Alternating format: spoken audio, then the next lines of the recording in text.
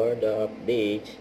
Ay nasa taping ngayon ng Pulang Araw, sila Barbie Fortesa at David Licauco, dyan sa Sariaya, Quezon Province.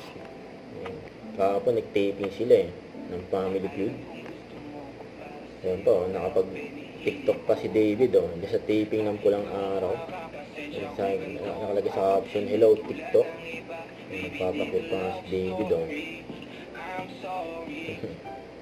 At abangan din sa 24 oras at sa Biyernes ipapakita ang GMA and station ID. Siyempre kasama dyan sila Barbie Fortesa at David Licauco at iba pang mga kapuso star.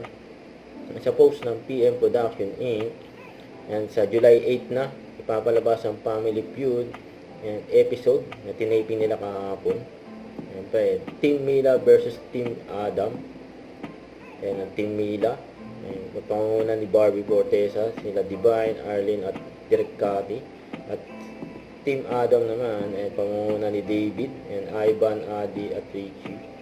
Ayan ang nagkatapatan sila Barbie at David. Ayan, pinapanood pa nga ni Sir Dingdong Dantes. Ayan, may ganyan palang eksena naganap sa Family Feud.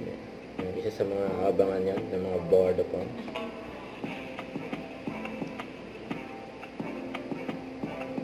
Ayan pa, may group picture pa sila kasama ng Team Barbie, Barbinatics.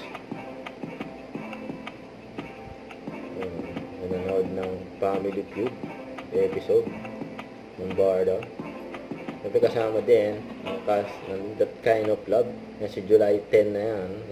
Huwag kalimutan mag-subscribe, click ang notification bell for more update. Ito po ang Nature Reaction Vlog. Bye guys, thank you for watching.